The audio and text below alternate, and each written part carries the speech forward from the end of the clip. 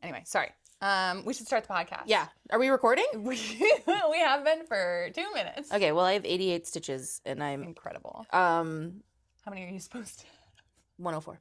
Okay. So I'm doing great. Great.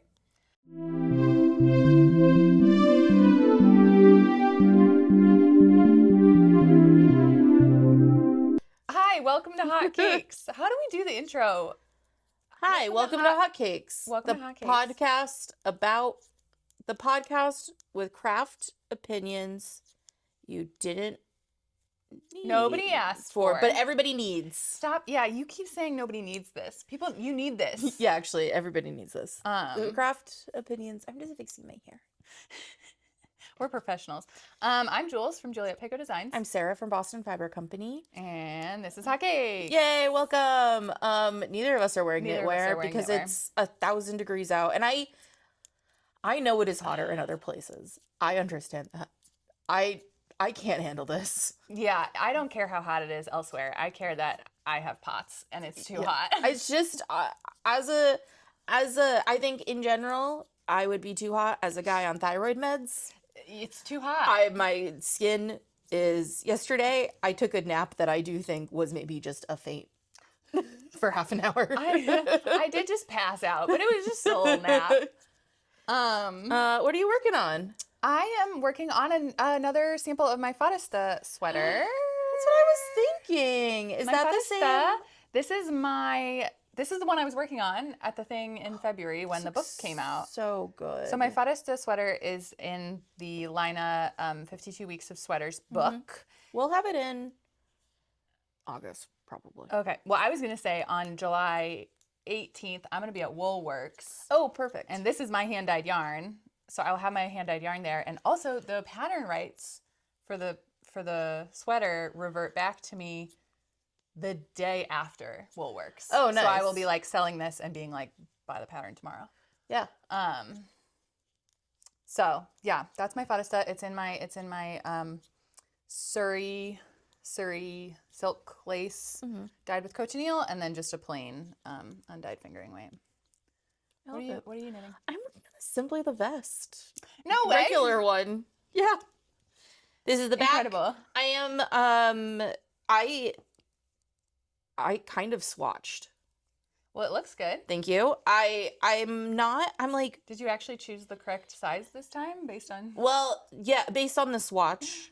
So I am doing a size down because the yarn is big. So it's Noro something. I forget which. It's the silky one, right? It's not Silk Garden, but it's another worsted weight silk. It's just silk and wool. It's not Silk Garden, so it doesn't have like the mohair and stuff in it.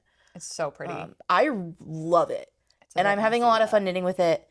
But I had to go up a needle size on this doesn't really matter, but I had to go up a needle size because it was too stiff on the right needle size. And then I tried to go up 2 needle sizes and it was like too much, too bulky. So I'm sizing down, but also not doing as many increases. I've been like measuring it on myself. Oh, okay. So you as don't I have go. a super deep. Yeah. So I'm doing. Or do you? So I'm supposed to increase to 114. I'm only increasing to 104. I see. Yeah. I see. Okay. That's my. So you're just writing your own little pattern. Yeah, which is kind of what I do with your patterns.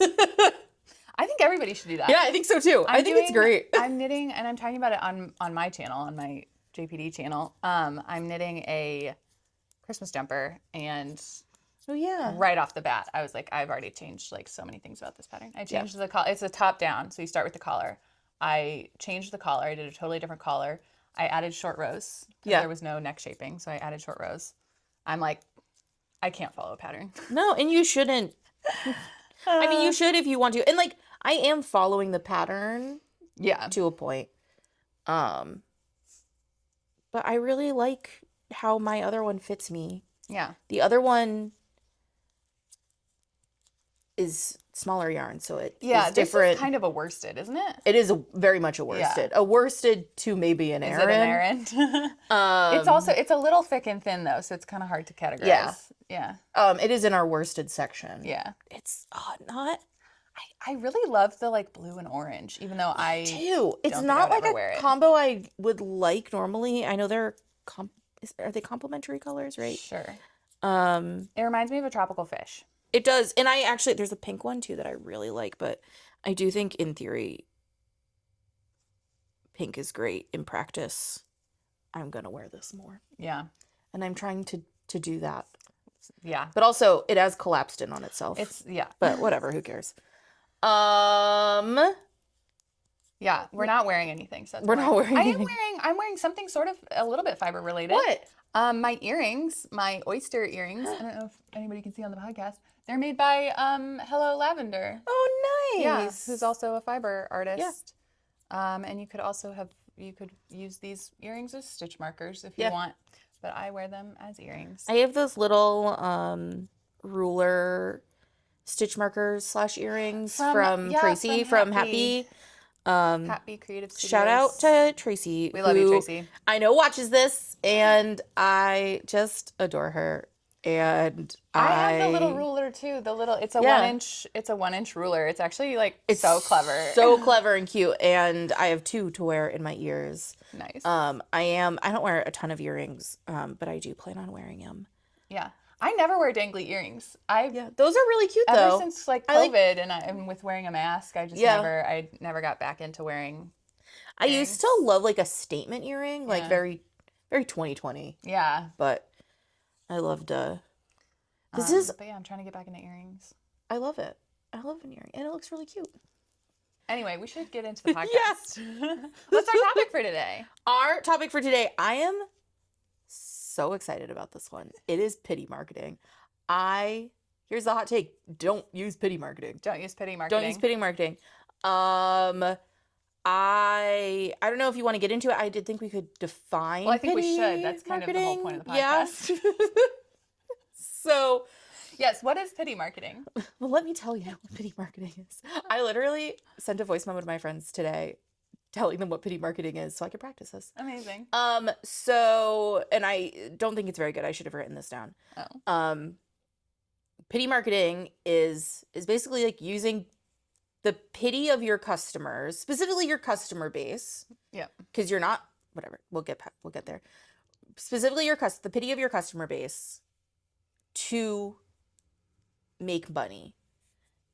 Maliciously or unmaliciously. I think there's ways people use it and lie, and ways people use it and tell the truth, and I think either way we should not be doing it. And it's kind of guilt trippy. Yes. It's guilt trippy vibes. Guilt marketing. You're guilting people into giving you money, which just right off the bat to me is not how you should run a business. Yeah. Because people shouldn't be supporting your business because they feel bad for you. They should be supporting your business because your business is providing a product or a service that they want.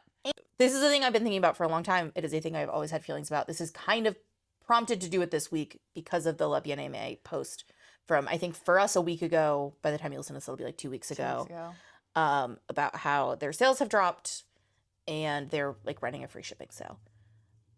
Which off the bat, I actually don't think was the worst way to do it. I think there is something to be said for being transparent about your business with your customers. Yeah.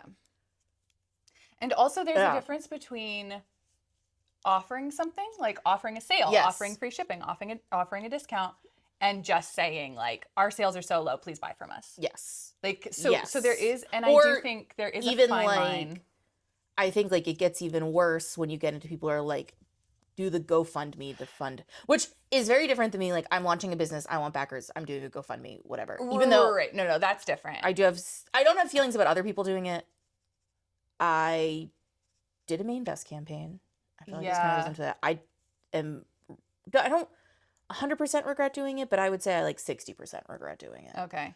I did just recently donate to a GoFundMe for a local. There's a fabric shop opening in Peabody, Mass, cool. Which is hilarious because I don't live in Peabody and I don't have a car. But it's nice. My friend Sarah who owns Forager Fabrics, and she's opening a fabric store. And cool. I really want to go visit the store. So I did donate to a GoFundMe, but that's because she's opening a store. It's not hey, so I saw on Threads just yesterday somebody's car I saw this. I saw this. And they need a new car basically, and they just started a GoFundMe for a new car, and specifically asked their customers help me buy a new car, And it's like, that's kind, and they did like phrase it in a way like, oh, I need this in order to serve my customers. I need it in order but doesn't to your transport business insurance yarn. cover that? Well, so this whole situation was a little sketchy because I was like, first of all, why isn't your insurance covering it? Second of all, like, you should have, it is, I get it. It's a lot of money. It's like, it was a couple $1,000s, which is a lot of money. Yeah. But also, like, in terms of business, like, Your business insurance should cover your car. Well, and you need to be able to handle expenses, like unexpected expenses. Yeah. Otherwise, you're not really running a business. Well, so this goes. I also want to shout out another GoFundMe. I think it's a GoFundMe or it's a Kickstarter. Just before if we're doing it. Yep. Tian Kanatin, who is a crochet designer, is doing. She has the Big Up box, but she's also funding a truck, like a yarn truck. And so like I feel like that kind of stuff is worth doing. Yeah. And like I think like that's how businesses get funded. Like you have backers and like and I think community or like community funding is really nice because everybody has a stake in the business. And I much prefer that to like trying to get like angel investors or something. Yes, right. Like and like also like you're not in your tiny yarn business unless like you know the investors. Unless you know someone. Yeah. But yeah, I think the lobby anime post specifically didn't really bother me. To me, that was kind of just. I do think there's a very fine line between like it wasn't like my and transparency. Yeah, I think it like did a good job of being like this is the state of the industry. I think there are like lots of reasons why that's the state of the industry, and I don't think that asking your customers to buy more is actually going to fix it. No, because you don't gain more customers from it, and also like there's a reason people are buying less, and it's just like we have less money right now. Like we're strapped pretty thin. I think especially like if you're a business where like the majority of your customers are based in the US, like it's much harder. Americans are strapped for cash right now. And we are scared of overseas order. We're scared of like buying something from overseas because we don't know what the tariff situation is going to be. You don't know what the tariff situation is nobody knows. And like UPS is charging their own fee plus the tariff. Yeah, plus FedEx is doing weird shit. Like nobody knows what's going on, so we're kind of just like not buying from abroad if we don't have to. And so I definitely think I think there's a fine line, but I also think that post rubbed people the wrong way. I think so because we are so sick of pity marketing. Yes, and so I think we're so sensitive to it. Where like if that post had happened like years ago, I don't think it would matter at all. Nobody would blink an eye. Yeah, but because it's been happening more and more and more, people are just so sick of it, and it's just like it's a trigger point now. People are just like, nope, no pity marketing. And I also think like it is for right in this moment right now, getting it to is like in the summer, like all of our businesses are in a slump. None of us are doing well in the summer, which is just like kind of the ebbs and flows of small business. And I think that you have to know that about your business. I think it's really hard to know that in the first like I think it's hard to know that in the first 5 years. Yeah. But like I know that like July is really slow for us. Yeah. And like basically it's me and Genevieve working. Yeah. And there's nobody else working. Yeah. I mean, there are other people working, but it just slows way down. Yeah. And we don't run classes. Yeah. We have like a couple classes. Like things just slow down. Yeah. And it also makes it hard because like you have to buy stuff to run your business, right? Like you still need a full yarn shop. Yeah. And you have to prepare for the fall. So you have to be buying yarn now and paying for it now. And which is all really hard. Anticipation. It's very hard. But this is basically a seasonal business. I mean, it's not a seasonal business. Yeah, but it is. It kind of is. I mean, people do just knit a little less in the summer. Yeah. I mean, like I kind of know that we make the majority of our money from September to February. Yeah. And then like February through August, it's just slow. It's just slower. And sometimes it's better. And like our sales are up as a business in general. Mm-hmm. But like our sales are up because like not because of our expensive yarn. Mm-hmm. Like that doesn't carry the shop. And so I think that's also hard. Yeah. We were talking about this earlier. My theory is that people aren't buying indie dyed yarns from yarn stores. They're buying it at festivals and from the dyers that they know, which I actually think is fine. We were talking about this earlier. Like, I don't. That's not a concerning trend. That's not a concerning trend. But I think that is the trend. So I think that makes it harder. I think that's hard for yarn stores, especially that like part of what I love about yarn is indie dyed yarn. Yeah. And so it is like very exciting to have indie dyed yarn in the shop. And I think like a lot of yarn stores kind of feel the same way, but like it's harder. It's a much harder sell. It's a much harder sell. And I do think, I mean, I think you have a good balance. Yeah, we have like a pretty solid, and like I honestly don't even have as cheap, as not cheap, but like inexpensive yarn as other stores. Yeah. Who also have the same like high end yarn that I have. So like I also think there are ways to. It helps too when the dyer is local and the shop is local and you have a relationship with them. Yeah. Because then you can say, oh yeah, this is Erica's yarn from Wild Violet. Yeah, like, and she like comes in sometimes. She's great. It's like Claws Out Yarn Co. She's based in JP. Like like we have relationships with them, and so it's an easier sell because like you can walk in and be like, oh, I'm in Boston. Yeah. I want some either if I'm from the area, I want to support the local economy. Yeah. Or if I'm from out of town, I want a souvenir from here. Yes. Which people like, which does really is so great. It does help. And so I think that can be hard for a business like LBA that is, even if they were in more yarn stores in the US. Yeah. It's sort of like, oh, well. It would be your regular customers. Like my regular customers would buy that, but not necessarily like my visiting customers. Yeah. And my regular customers aren't spending as much money on yarn. And if they are, they're buying it directly from the dyers that they love, which I think is fine. Which, that's the thing is like, La Bien-Aimée is kind of a household name. Yeah, like I mean, and I really like her yarn. Great yarn. I think like it is, I have seen like comments about it, and I think it is unfair to say that her yarn is not worth the amount of money it costs. Like I think it absolutely is. I totally agree. So I'm knitting my Farasta out of my own yarn, but the original sample for Laine magazine is in La Bien-Aimée. Yeah. In her Suri alpaca and one of their non-superwash fingering weights. And it's great yarn. It's really good yarn. It's dyed well. It's like expensive, but it is really good. But indie dyed yarn, all indie dyed yarn. Yeah, it's not. I don't think it's like more. I mean, we have like $50 skins of yarn. Like it's not just that expensive. Yeah, it's not unreasonably priced. I think, and you can criticize things about everything, of course. Yeah, but like that one's not a valid criticism. I don't think that's just you're just piling on because you're already mad. At them.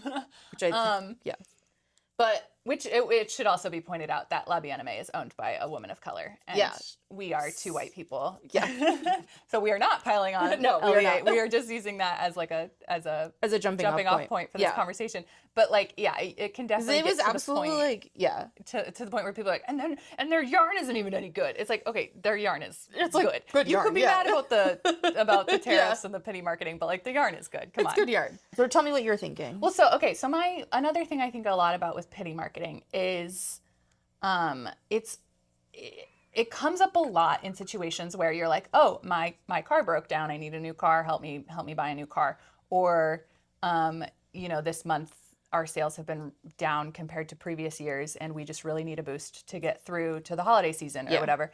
But the problem is that's not a sustainable solution. No. You might get a burst of sales and that might get you through whatever situation you're experiencing at that time.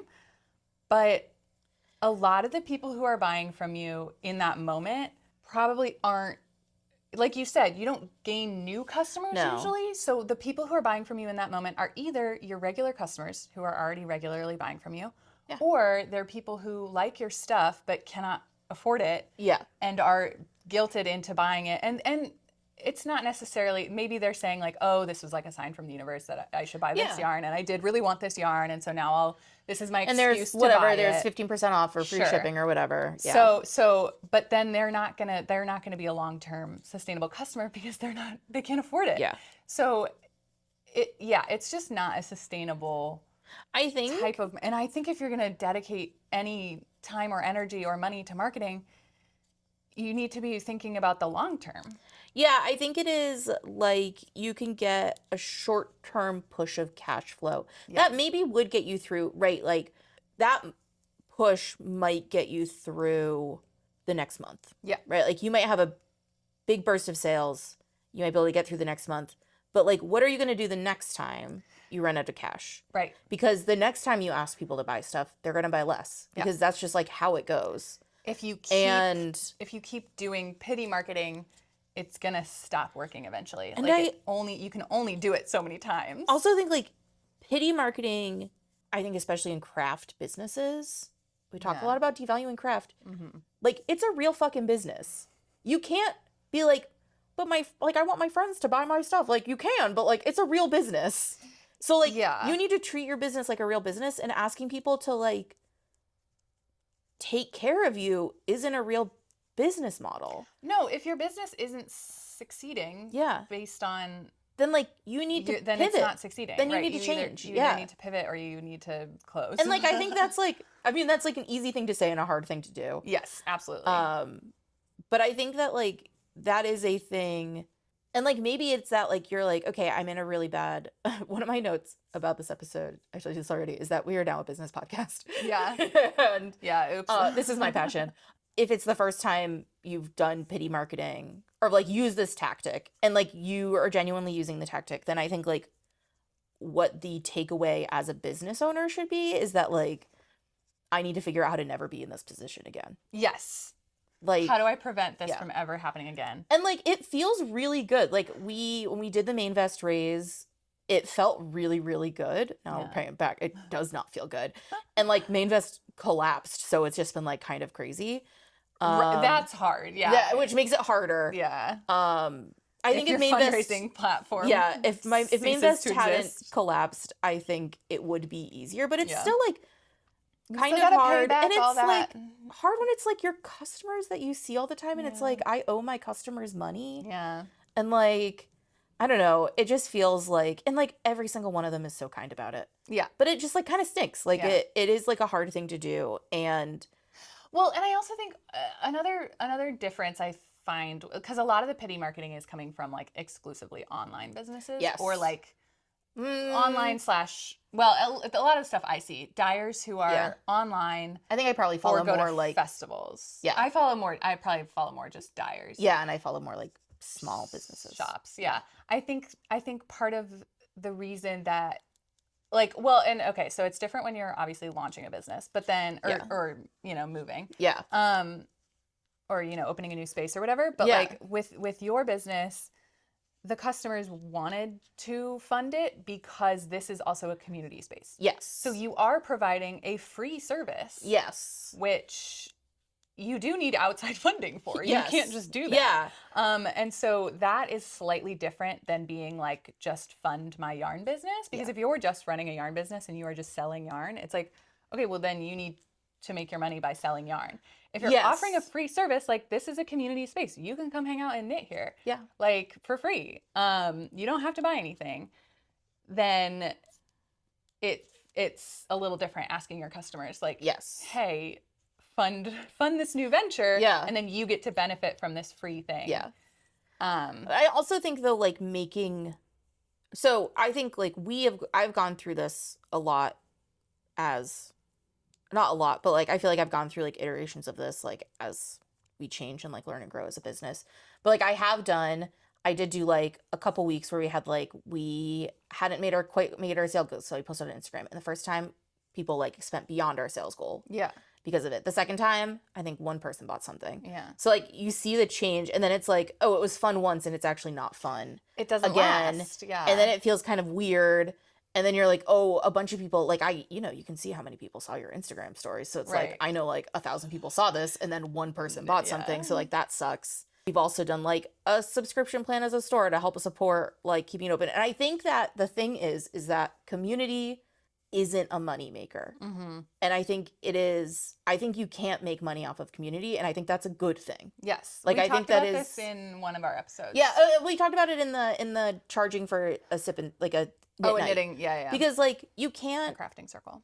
yeah, we're trying to use less Crafting. knitting language. Crafting circle, a sip and stitch. Yeah. And I just think like you can't, it is unsustainable to make money off of your community, or not make money off of your community, because like those are the people who are buying stuff, but like you can't capitalize on community, I think. Does that make sense? Without, like I don't know without how to, providing something. So like if you have like a Patreon or whatever, like a subscription group, a paid community group, like you can make money that way, but you have to provide something. But I also don't know if that like is a thing that actually, like our business group is like a paid community. Our business group, but I also like they don't make money. I don't think anybody's they make like a ton of money. Like I don't think I think to do it well, it's really hard to make money off of. They make enough money to like. I think without like exploiting the people in your group. Yeah.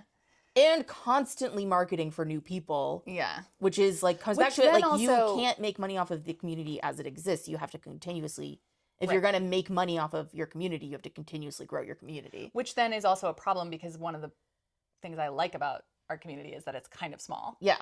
Not saying that I like don't want more people, but it is like if it gets too big, then it's like too big. Well, then it's like a different business model. Thing. And so I do think, and I don't know. I feel like you can, like content creators, if you're providing content, and you have a Patreon, that.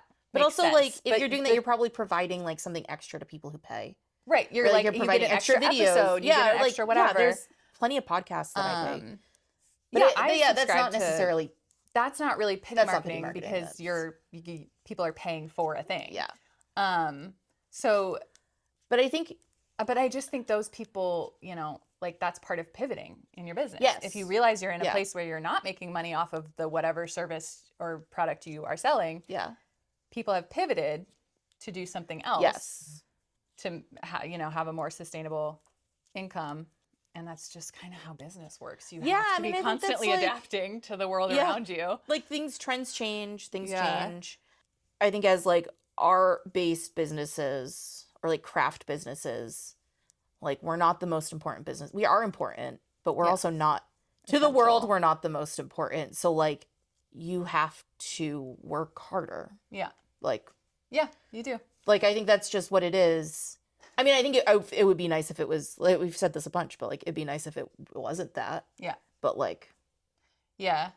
I also think there's a lot of this makes me think of, there's a lot of people, not in Boston, because we definitely don't have this problem, but there's a lot of people who are like, oh, I wish there was a local yarn shop, but there's no local yarn shops within like a 3-hour drive of me or whatever. Yeah. And so people will sometimes start a business saying like, oh, well, there's no local yarn shops here. I'm going to start a shop. I'm going to provide that service, that community to that area. But then you have to think about like, okay, well, why aren't there any yarn shops? Yes. Was there one and it closed? Yes. And like maybe and also you can make it work. You might be able to make it work. That's not a reason to not try. But also think about like, are the people in that area, is there enough business in that area to keep you going? Yeah. Are people able to spend enough money at your store consistently to keep you open? Well, and if not, you have to think of a different business model. Like you have to think, okay, you maybe could open a yarn store, but like, could you also dye yarn and wholesale it or something? Like maybe don't do that, but like there has to be something else that makes you the money so that you can sort of provide this other thing that is not really necessarily making as much money. Yeah. But then there is also, I do think, because I see a lot of business owners, not a lot, but like I've seen it before when a business owner is like, well, we had to close our yarn shop because, all the customers said they wanted a yarn shop in that area, but then they didn't. Nobody came and nobody spent enough money, so we had to close. And it's like, okay, like, people could have, I don't know. It's hard because it's like those people don't have, if they had the money to spend at your store, they would. Or maybe they do not have the money. Or they just don't like your store. Or you're not providing a good product. Like, I think experience. there's also part of it in pity marketing, which is like, I don't want to be mean. I can be mean. My mean opinion is that like, I think if you are resorting to pity marketing, I think that is a sign that you are doing something wrong. Yeah. And like, I think when I have done like vague pity marketing, I wouldn't say I've done like the most pity marketing, but like I have done some vague pity marketing. Yeah. I have needed to change what I'm doing Yeah. in my business. And like I have. Yeah. And it's because you're either something's wrong with your offering or you're not reaching the right people. Yeah, like you need to reach more people. And like part of it too is like, I think when I did the most pity marketing, it was my first year of business and like I had no clue what I was doing. Yeah. And so I don't think pity marketing is unforgivable. Like I don't think we should be like canceling people who pity market. I think right, like I don't no. think that's Yeah. like, I think it is a absolutely like, I think if you've done it, I think whatever, like I feel I'm a human, I feel shame about things, but like you don't have to feel like that bad about it. I think if you keep doing But yeah, it, you can't keep if doing that's it. your whole marketing model, that's not good. Yeah. And I think that as a trend, people are kind of sick of it. People are sick of it. I also think like, because we're all struggling. And like we all own like real businesses that need to make money and like we need to support our employees and like ourselves. Like I also think this kind of goes back into like devaluing hobby skills, which is like we are real businesses that need to make money. Yeah.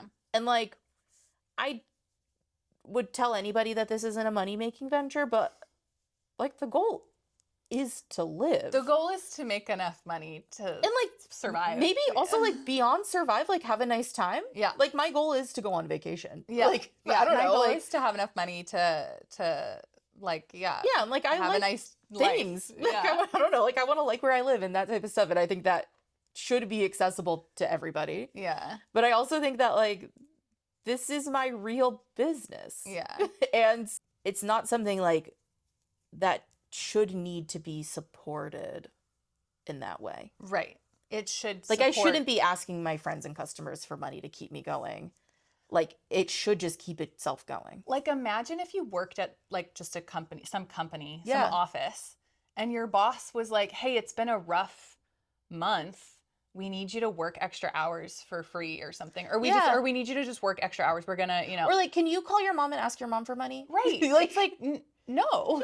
Yeah. Nobody would ever do that. So it's like, why is it if so you're going common to in the yarn industry? Yeah. I mean, and I think it's common in, or the I would say craft small and craft, small businesses. Craft and small business. Like small business, I would say like businesses with less than under 15 employee type thing. Yeah. And I think that like we all feel that things are hard right now. And like I do think all of our businesses are struggling. Yeah. Here's the thing. I actually don't think our businesses are struggling. I think the cost of living has gotten insane. 8 years ago, we would not be struggling. Yeah. Like we would be making the same amount of money and not struggling. And yes.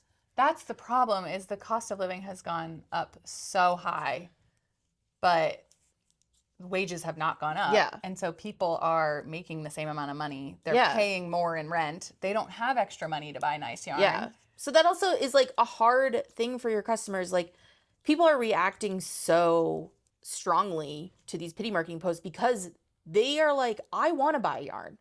Right. I like want to support your business. But like if I have to choose between a $30 skein of yarn, a $35 skein of yarn, and like going out to dinner with my friends, you might choose going out to dinner with your friends because you already have a yarn stash. Yeah. Like anybody who's buying an expensive skein of yarn already has a yarn stash. Has yarn. Like maybe not everybody, but the majority do. Yeah. And I think also part of it is like, and you probably already have a project. Right. You probably already have like maybe you don't have yarn, but you're already working on something. And you can go out to dinner with your friends and then maybe get yarn later. Like it's a much more immediate kind of. Yeah, I also think you shouldn't have to choose between those things. You shouldn't have to choose between those things. Yeah. And it comes down to this thing where like business owners, it almost feels like you're like fighting your customers. Like, hey, give me more business, give me more money. And your customers are like, well, make your products more accessible to me. And it's like, why are we fighting with each other when we should all be fighting the corporations? Yes. And also like we should be fighting the billionaire class who's ruining all of our lives. Yeah. Like it is not the fault of small businesses. It's not It's not the fault of consumers. It's not the customers. It's the billionaire class who's ruining all of our lives. Yes. And that's why we should all be communists. Wait, what? And that is why we're all socialists. No, I genuinely, everything comes back to class I mean, I think like it's all capitalism. It's capitalism. It goes all the way to the top, and the top is goes to the top. Ronald Reagan. It's always Reagan's fault. It's always Reagan's fault. I mean, really. No, but yeah, I think it is. It's a shitty situation for all of us. Yeah. I think as a customer reading a pity thing feels bad. I think as a fellow business owner, when I read people's pity marketing, I think this especially in stores. I actually don't feel the same way about yarn dyers because I feel like yarn dyers are like out of their house, and I do think sometimes like not all of them are out of their house, like, but, like some the of them smaller ones, yeah. But like you might be like, and like probably if you're a small indie dyer, like you're not even like making enough money to live off of your indie dyed yarn, and like you're just growing your business, and I think it's fine sometimes to be like, hey, I need this. But also like if something happens to your car, your business insurance should cover your car if you use your car for business. If you've set up your business correctly and you're doing things the right way. Check off. Like my car is not under my business insurance. Yeah. Because I don't use it for business. No. So it's just regular insurance. But if you had to drive to shows, if you had to... Yeah, if I was carrying my yarn to shows, like if I was using it to do business, I would... Or if you did deliveries or something. Yeah, it would cover it. It would cover it. And like, I also think, I mean, we can get into... I think that a lot of people don't have insurance, business insurance, and they should. I think a lot of businesses in our industry are not actually businesses. Yeah. Especially the smaller ones. A lot of people are not registered as businesses. They're not operating correctly as businesses. They're not paying taxes. Like, I think there's also a very and it's obvious to like us usually who's not really running, but it's not always obvious to your customers whether somebody is running an actual business or if they're just doing a hobby. Yes. That makes them some money. Yeah. So I think to the customer, sometimes you might see like a really small yarn dyer be like, oh, like I'm just, I have this unexpected expense. Please buy my yarn so I can, fix it or whatever. That person probably isn't running a business. Yeah, necessarily. Like in the same way. Not like they're necessarily not paying their rent with their right. business. They are making some extra side money, and they're probably not filing their taxes correctly. They're probably not like insured, registered as a business. Yeah. So I think, and that's hard for the customer to see. Yeah, it's not something that customers need to see. No. Right? Like your customer doesn't need to know your insurance info. I do think. But I actually do think. You think so? Tell me. No. I don't think customers should like know all the details of but I think there should be more transparency about. I don't know how to phrase this. Yeah, no, I know. I kind of know what you're saying. I think there should be more transparency about like who's actually running a And business. I also don't know if that means that you shouldn't. Not that you shouldn't run a hobby. If you're running a hobby and like if you're yarn dyeing as a hobby and making some money off of it, that's totally fine. But I do also think if you're engaging in pity marketing when you're running a hobby business, that feels weird because if this is not how you like pay your bills, then it's even more like, okay, then don't provide this product or service like if it's not making you enough money to be worth it. Like it's you're not even paying your bills or whatever. So it's like I also think like it's hard work. It's hard work. It's like a lot of work for nothing. Yeah.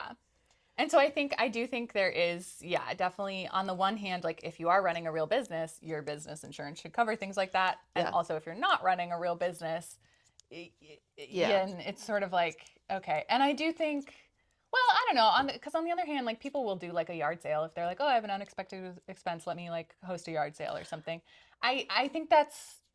I guess like part of it is, I think you should be transparent about that. Yes. That's my thing is I think you should just be transparent about why and just say, hey, I dye yarn for fun. I'm going to sell some of it because my car broke down. I need a new car. So if you want some yarn, you can buy it. And that would be great for me. If you're putting the responsibility of your business doing well on your customer. Yes, it is actually not your customer's responsibility. That's not okay. It is your customer's responsibility to come in and shop from you and... It's your customer's responsibility to buy what they want. And even if you then, provide it's really not their responsibility to shop from you. It's their responsibility to do what they want. And if you have what they want, great. There is probably, customers don't really have any, they don't have any responsibility to you. They don't have any responsibility to you. And I think that's the thing. I think that is like a painful truth. Yes. I don't think that's an easy truth. I think that's like the same with like charging for your knit night, you owe your customers more than they owe you. Yeah. No matter what. And I think pretty much, yeah. And I think that's really hard. And I think like then I think if that is too hard, and I think then don't run a business. Then don't run a business. That's the other thing. I think that's what it comes down to is like, I mean, like, I don't know, probably most of our listeners are other business owners because I think they're mostly our friends. So, a good chunk of our listeners, I do believe, are business owners, which is interesting. And then the other half are our customers. Yeah. But also, like, It comes back to kind of what you were talking about. But also, about. like, I see our friends in business, like, pivoting and doing different things and, like... Or deciding that it's like, not for them and closing. Yeah. Yeah. Yes, like, that, too. Like, sometimes running a business isn't for you. And I think it is really hard emotionally to close your business. Yeah. I think that's, like... Yeah. I understand that. Because, like, I don't know. I have had thoughts that are, like, maybe it's time to close up. Yeah. Like... Every now and again, I'm just like, what if I went and got some dumb job and just worked because sometimes it's like, I know, I was thinking the other day, I was like, could I be in it? It's like, and I don't know if I can be in an office, and like, I really like this, and I genuinely can't. I am making it work. I can't have a job. You can't. No, I've tried, and I'm so bad at it. I'm so bad at it. I almost, my dad needs people to work for him, but I almost suggested you, and I was like, Jules can't handle that. I can't handle that. No, I don't need it right now, too. We're actually doing okay. Because I do actually have kind of a job. Yeah. It's technically a contract position, so it's not like a job, but it is a job. Yeah. But no, I think it comes back to kind of what you were saying a while ago about how I think this was our episode about some yarn shops are bitchy. Yes. A lot of yarn shop owners are yarn people, not business people. Yes. And so I think, and that's very common in our industry, which can be an asset. Yeah. That can be a good thing. And I think you can be a yarn person who becomes a business person. Yes, like I would say that I was a yarn, well, I don't actually know. I guess maybe, no, never mind. I've always been a business person. You've always been more business. I was a yarn person, and then I turned it into a business because I kind of had no other option. Like I just started doing it because I couldn't really do anything else. And then it became a thing you worked really, and like you continue to work really hard at it. And then I had other jobs. I learned that like I really like being my own boss. I really like doing the business stuff. And so I took business classes. Yeah. And like, and I also don't think you necessarily need to take like formal business classes. But there are lots of free.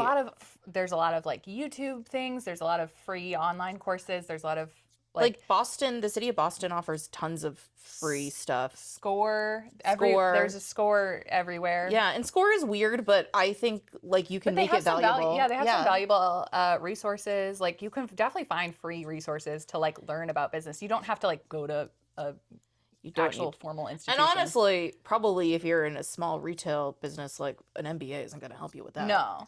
So that's what I did is I sought out like courses that were specific to running a especially like a fiber business, a customer facing business. I think a lot of MBAs are not customer facing business because I was looking at MBA programs for a hot sec. Yeah, because I like business. It's fun. Yeah. So yeah, I do think there's a lot of nuance in this one. I think there is too, but I just think across the board we should not be doing pity marketing. It's not a sustainable marketing tactic. And it's not good for anyone. It's not good for you, the business owner. It's not good for you, the customer. It's not good. And I think and I also think like we're in this weird time. We are very hyper aware of grifts, and pity marketing can be a grift. Yes. And often feels like a grift, even if it isn't. Yeah, I think, we're hyper aware of a grift. It feels like a grift, and I think it kind of is a grift. I think you're grifting yourself. You're grifting your customers. Like I think it is. There's also it doesn't work. It doesn't work. There's also an aspect of like that weird parasocial relationship we now have with businesses that we used to kind of only have with like because I think so. In my Lyft this morning, as I was telling the guy because. He was like, oh, that yarn shop is open early. And I was like, oh, the yarn shop's not open yet.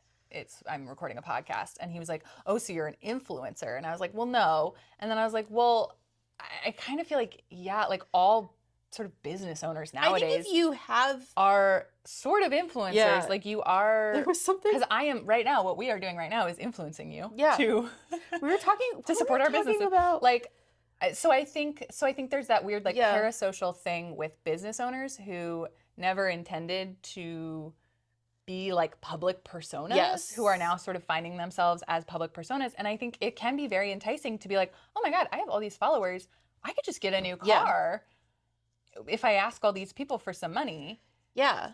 And if you don't think too hard about it, it could seem Yeah. very like, well, if they're giving me Well, money, and I think then... when you're like an influencer in the level that we are, which I would say is what's lower than micro? Nano or like nano influencers. Hi to our less than 400 followers. Yeah. Though I was listening to We love you guys. Wait, I've lost all my thoughts. I was listening to I'm just gonna go on a tangent. Tangent. I was listening to If Books Could Kill last night, and they were talking about the Washington Post podcast, and I do think we might have more followers. We at least have more views. Some of them. And Do we? No offense to us or our followers and viewers, we don't have that many. Yeah, There was something I was like, oh my God, are we doing better than the Washington Post? that's pretty impressive. I'm proud of that. I like that. Yeah. No, we Maybe do. not now. We love our tiny following. We would love it if it was bigger, but Yeah, we but it also like doesn't. I don't know. It doesn't matter. Yeah. Like it's really nice to have our group of Well, people. it's also and fun when like you guys comment or send us an email, and Yeah. I'm like, I know you. I know I really like that. I also like I think that But yeah, we're like we're nano influencers, and I think that as a nano influencer, like you get these like people come up to us on the we'll be at things and people come up to us and it's like really fun Yeah. and cool, and like it's really fun when people come in the store and they're like, I listen to your podcast. Yeah. And I think those are all really good feelings, but we are not like influencers with like hundreds of thousands of followers. No. And those influencers do leverage their following to get them stuff. Right. If 1% of 100,000 people give you money, it's a lot more than 1% of 200 people. Exactly. Like that's just because we also like what it is. In this, I wouldn't even call us content creators because I think you have to, in order to call yourself a content creator, I think you have to make money off of it. Yes. We do have a Ko-Fi. We have a Ko-fi. Sorry. You could give us money. And we have gotten money, and we actually, I don't know if we've said this on the podcast yet, because I didn't know that we were actually making money on Ko-fi. Oh yeah. For the entire time that we were making money It's on because Ko-fi. I get the emails and you don't, I but don't it check goes the to emails, your But it goes through my PayPal. Anyway. Well, it goes through a different PayPal that's connected to my bank. But anyway, thank you so much to anybody who has donated to our Ko-fi. That helped us get our new mics and our new camera.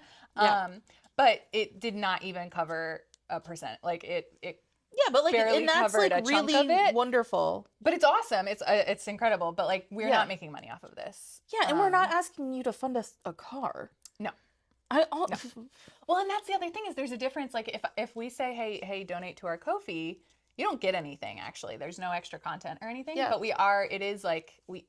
that is a donation that you are making so that we can keep doing this. Yes. Because it is hard us to now. work Remember when we for were free. doing it on an iPhone and we had no mics? Yeah, that was bad. That was really bad. That was really bad. Yeah, I think so. There's a difference between like being like, oh, you can donate for like, again, providing this free service. This is free to you, and it is. I mean, it is marketing for us. Yeah, right? like talk we're about marketing our businesses. So it is not something that We are needs not- to make money. Yeah, and we are also doing it because like we want voices in the industry. Yeah. We have something to say. We got stuff to say. Our opinions, our hot takes are probably the most important thing you're going to hear today. I think so. I think so too. Here are some things I saw while I was thinking about. I was reading and watching and listening to things about pity marketing. And actually I was listening to it. I was listening to or watching a couple like YouTube videos in terms of indie books. Which I actually think as a person in both writing and book world and yarn world, and I am much less in book world than I have been. I think they're very, very similar. very similar. Like I think a bookstore is very similar to a yarn store. I think a bookstore is actually a little bit more accessible to everybody than a yarn store is because like most people read books, not everybody knits or crochets. But and also like the drama. But I think the drama is very similar. So similar. I think the like indie dyer to indie like Author. author is, I think they're very, very similar. And I think they use very, very similar tactics. And I think it's probably because like they're similar industries, similar people in the industries, right? It's like a kind of like quirky neurodivergent industry. Yeah. Because it's like crafty and like we're doing our thing. And the business owners are people who can't have a traditional job. yeah. Or generally. people who like right, like a bookstore owner loves books. Right. And there are plenty of bookstores You do it for the love. backed by like Beacon Hill Books, I'm pretty sure, is backed by private equity. And it's a Is it? Are they really? I don't know if they're private equity, but they're like a big company. Like they have like That would make sense. I mean, because they also like it's there in Beacon Hill. They renovated a building. They might not be private equity, but they're owned by like a big group. Okay, that makes sense. So like They have money. more. Yeah. So I feel like there's all this stuff. Like there's lots of There's different. a lot of similarities. Yeah, I think there's a lot of similarities between them. And in an industry of people who are generally like doing their hobby alone, I think we hear a lot of times, like we're all people who consume content because like we're knitting alone. Like I'm listening to podcasts, I'm listening to books, I'm watching TV. We're all doing that. I think people who are writing books are like home alone and then like talking about books. And then if you're like a big reader, like you're home reading and you're listening to your books and whatever. I think that like a nice thing that is like a trend that we talk about is people don't know you're struggling if you don't tell them, right? Like you can't suffer silently because nobody else knows that you're suffering. And so I think people bring that into business, but I don't think, even though we feel like our businesses are us, our businesses are not people. I do think there needs to be better even boundaries. If I am struggling, my business might not be struggling even if I'm struggling. Right. Like I can tell my friends and family that I'm worried and struggling. I don't know if I should be posting it on Instagram. This is again of the thing of like text your group chat, don't post it on Instagram. Well, it's like the whatever 10,000 followers, not 10,000, 8,000 followers on Instagram are not my friends. Some of them are my friends. Some of them, yeah. But like 20 of them are my friends. Yeah. So like it's a different relationship. And I think it should be treated as a different relationship. It should be treated as a different relationship. I do think because these with the internet and everything, running a business is so like easy and accessible. Yes. And like showing your face makes you more popular. Like Instagram posts with your face in it do better than the ones that don't. But I think the problem is people have fewer boundaries. It's harder to have, it's very hard to have boundaries. Yeah. It's so hard to have boundaries with your work. Especially like I work almost entirely out of my house. Yeah. So like it's very hard for me to have like actual boundaries between my work and my life. Yeah. And then it also, from a customer service aspect, can be very difficult to have those boundaries. I'm getting better at it. I don't email people usually outside of like normal business hours. But yeah, I think there's just sort of this like blurring of boundaries, and then it can kind of feel like, well, all these people follow me, I might as well. Well, and I think like if you blur the boundaries, I think like the boundaries are going to be blurred in your small business because that's the nature of it. Yeah. But there are ways to, make it less blurry. Yeah. I don't want to be like, it's okay to make your customers upset sometimes.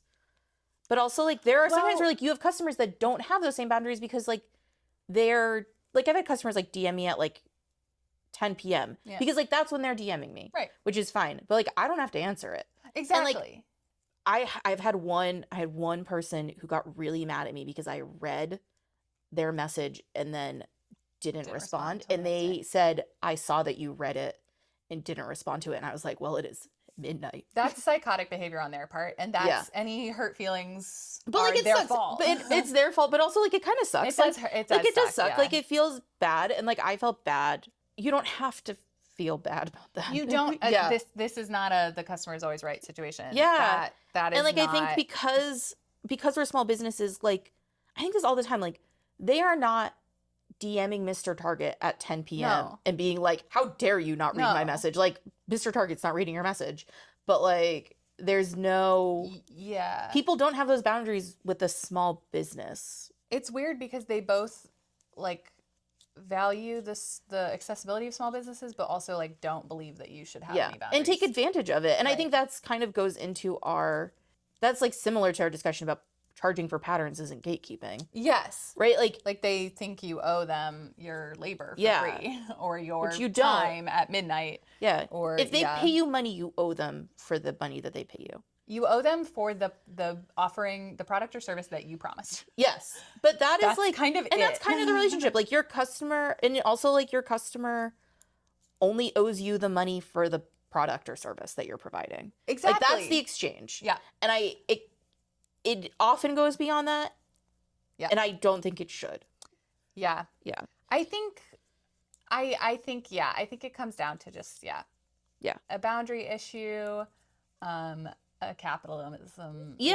And I also think that like we should have like empathy for small businesses that make these mistakes. Yes. And I think that like that should be understanding, and I think that like bringing it all back to La Bien-Aimée, like the piling on afterwards sucks. Yeah, don't love that.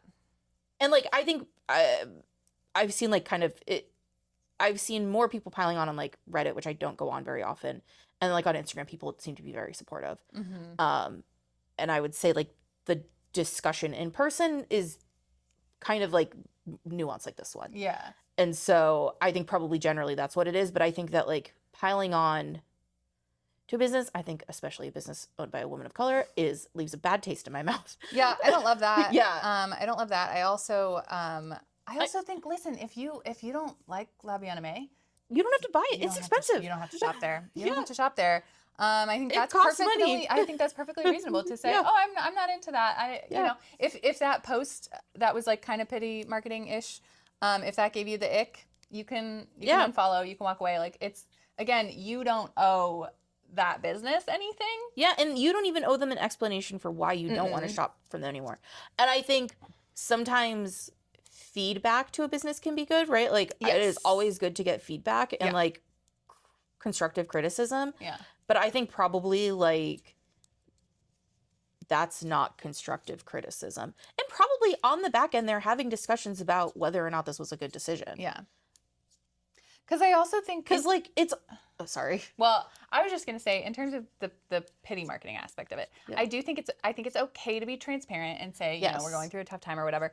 I also think, though, that you can just do it without that. Like you can, instead of saying, hey, we're really struggling right now, we're going to have a sale, you can just have a sale and you can make it about the customer and say, hey, I know you're struggling right now. Yes. Because everything sucks. So how about you take 15% off our yarn or whatever? And I saw a thing, I think that's great. Like I think, right, like you have to pivot. Yeah. And I think that I saw a thing when I was doing all my like reading and watching and listening and talking about marketing your books, and like, not that we're doing toxic positivity, but like also instead of spending, like especially if you see people who are constantly being like, we're struggling, that's exhausting to hear. And like they are struggling. Mm-hmm. So it's draining. That's draining for them.